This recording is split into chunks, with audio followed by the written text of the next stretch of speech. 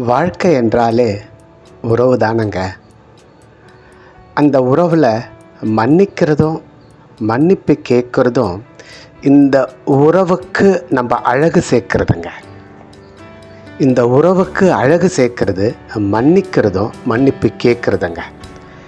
இதில் முதல் லெவல் இருக்குது பாருங்கள். அது எப்படின்னா, முதல் லெவல் நம்ம எப்படி கேட்க முடியும்னு பார்த்தீங்கன்னா, நம்ம மனைவியுடைய அருமையை புரிஞ்சுக்கிட்டு, மனைவி இல்லைன்னா நம்மளால் ஒன்றும் பண்ண முடியாதுன்னு புரிஞ்சுக்கிட்டு, ஸோ நம்ம இப்போ ஆஃபீஸ் முடிச்சுட்டு வீட்டுக்கு போனால் போகும்போது ஒரு காஃபியோ ஒரு டிஃபனோ கொடுக்க அவதானே வருவான்ற அந்த உணர்வோடு, அது சுயநலம் கலந்த பயமோ இல்லை சுயநலமாக இருந்தாலும் பரவாயில்ல, அதிலிருந்து மன்னிப்பு கேட்குறது பரவாயில்லைங்க. அது ரொம்ப சந்தோஷந்தாங்க.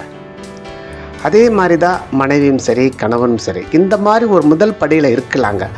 இதை கூட பண்ண மாட்டேன்னு அகங்காரமாக இருக்கிறது அழகு இல்லைங்க. ஆனால் மன்னிக்கிறதுன்றது இது கிடையாதுங்க. மன்னிக்கிறதுன்றது அது ரொம்ப தன்னுள்ள பார்த்து தன்னுடைய தனக்குள்ளே நிகழற அந்த உணர்வுகளை எல்லாம் அப்படியே கவனமாக பார்க்கறதுங்க. பார்க்கும்போதே உங்களுக்குள்ளும் மலரும், உங்கள் மனைவிக்குள்ளேயும் மலரும், பார்க்குற மனைவிக்குள்ளேயும் மலரும், அது மலரும்போது ஆட்டோமேட்டிக்காக கணவனுக்குள்ளேயும் மலருங்க. இது ரொம்ப அற்புதமான ஒரு நிலைங்க. இது தெய்வ அருளால் கண்டிப்பாக இதுவும் நடக்குங்க. ஆனால் இந்த வாழ்க்கைன்ற இந்த உறவுக்கு, இந்த வாழ்க்கைன்ற இந்த அழகான பூந்தோட்டத்தில் அதனுடைய அழகை என்ன தெரியுங்களா? இந்த மன்னிக்கிறதும் மன்னிப்பு கேட்கறது தாங்க. இன்றைக்கி நம்முடைய மனசு ஒரு விதமான தேடுதல்ல. இன்றைக்கி நிறைய மனிதர்கள் சொல்லுவாங்க பாருங்கள், கிளி போல் மனைவி இருந்தால் கூட குரங்கு போல் தேடுறது மனுஷ இயல்புங்க. அதே மாதிரி தாங்க ஆணுக்கும் இருக்குது, நிறைய பெண்களும் இருக்குது, நிறைய ஆண்களும் இருக்குது. இந்த மாதிரி சுபாவங்கள் இருக்குது. ஸோ இதையெல்லாம் நம்ம கவனிக்கணும். தவறு கிடையாது. மனித மனம் என்றது அது எல்லாம் தான் ஓடும் அதுக்குள்ளார. இன்றைக்கி மனசுன்றது ஒரு கோயம்பேடு மார்க்கெட்டு மாதிரி, அதுக்குள்ளே கச்சா மச்சான்னு எல்லாம் வரதான் செய்யும்.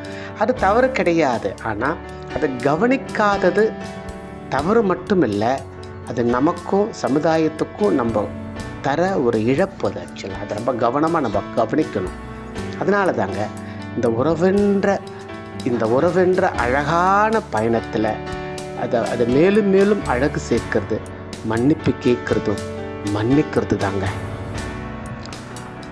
நம்ம கொஞ்ச நேரம் தனிமையிலையோ அல்லது வேலை செஞ்சுக்கிட்டோ எந்த வழியிலாவது நம்முடைய சுபாவங்களை, நம்முடைய எண்ணங்களை கவனித்து பாருங்களேன்.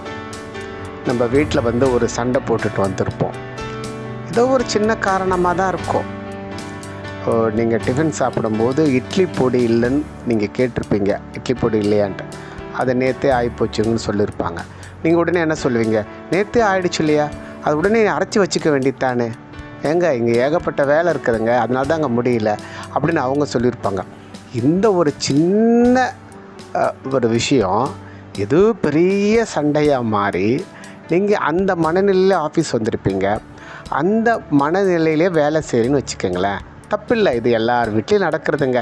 இதெல்லாம் நடக்காமல் வீடே இருக்க முடியாதுங்க. தப்பு கிடையாது. இந்த நேரத்தில் உங்களுடைய மனநிலை என்னென்னலாம் சொல்லுதுன்னு கவனிங்களேன். வேலை செஞ்சுட்டே கவனிங்க, ஓய்வு கிடைச்சா தனியாக உக்காந்து கவனிங்க. இந்த மாதிரி சமயங்களை தாங்க கவனிக்கிற பழக்கத்தை நம்ம உண்டு பண்ணிக்க முடியும். இதை கவனிக்கும்போது மெல்ல மெல்லமாக இதில் இருக்கிற உங்களுடைய கோபம், அந்த கோபத்தால் வர கதைகள், அதில் இருக்கிற சுயநலம், ஒரு பொறுமை இல்லாமல் நம்ம கத்துனது, ஸோ இது எல்லாத்தையும் பாருங்களேன். சும்மா பார்த்துக்கிட்டே இருங்க. உங்களை நீங்கள் கண்டம் பண்ணிக்காதீங்க, உங்களை வெறுத்துக்காதீங்க, உங்களை தாழ்வாக நினைக்காதீங்க. சும்மா பார்த்துக்கிட்டே இருங்க, சும்மா பாருங்கள். மனசு இந்த கேமெல்லாம் விளையாட தான் செய்யும். இந்த மாதிரி பார்க்க பார்க்க பார்க்க நம்ம சூப்பராக வெளியில் வந்துடலாங்க.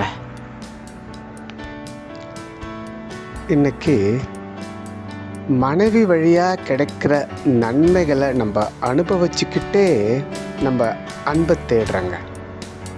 மனைவி வழியாக கிடைக்கிற சுகங்களை அனுபவிச்சுக்கிட்டே நம்ம அன்பை தேடுறோங்க. காரணம் என்ன தெரியுங்களா?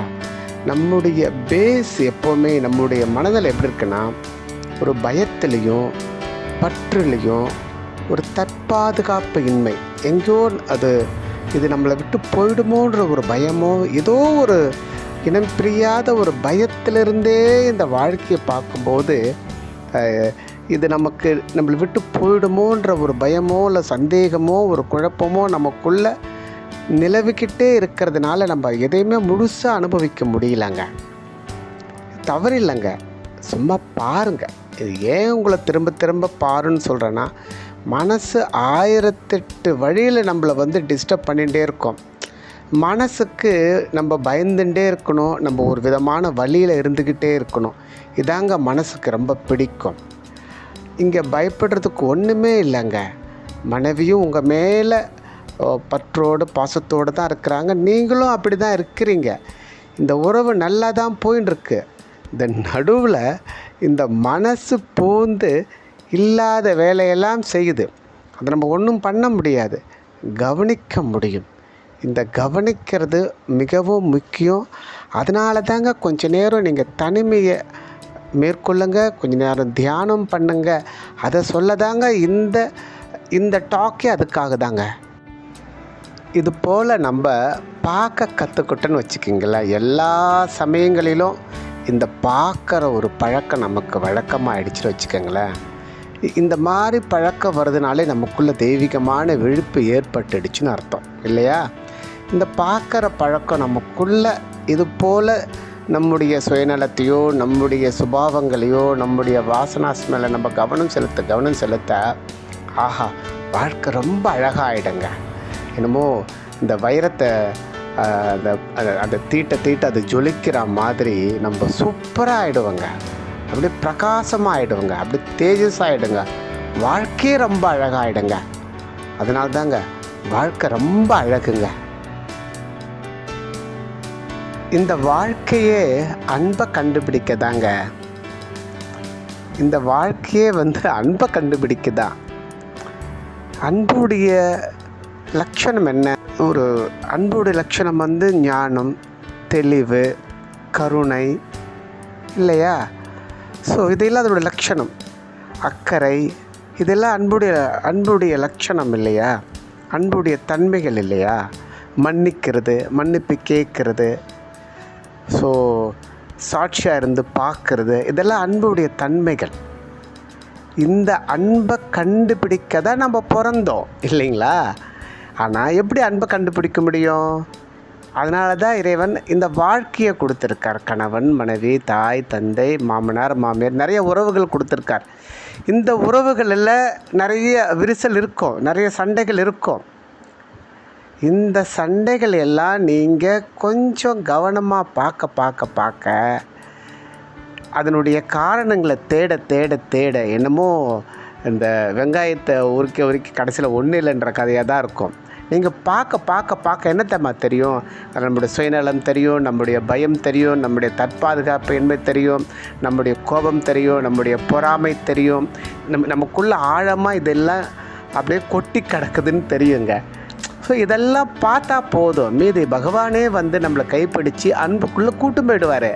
ஆனால் பார்க்கணும்ல, வேகமாக ஓடிக்கிட்டே இருந்தா, ஏண்டா ஓடுறேன், நான் வேகமாக ஓடுறேன். மதுரைக்கு டிக்கெட் வாங்கிட்டீங்க, ட்ரெயினில் உக்காந்துட்டுங்க, ட்ரெயின் வேகமாக போயின்னு இருக்கு, நீங்களே ஏன் உள்ளே ஓடுறீங்க? நீங்கள் சும்மா உக்காந்துருந்தால் போதும், அது ஆட்டோமேட்டிக்காக மதுரைக்கு போயிடுவோம்.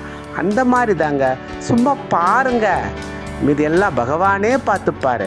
இந்த பார்க்குறதுக்கு ஒரு வைராகியமும் முக்கியத்துவமும் கொடுங்க வாழ்க்கையில். இதுதாங்க வாழ்க்கை, இதுதாங்க அன்பை கண்டுபிடிக்கிறதுக்கு ஈஸியான வழி.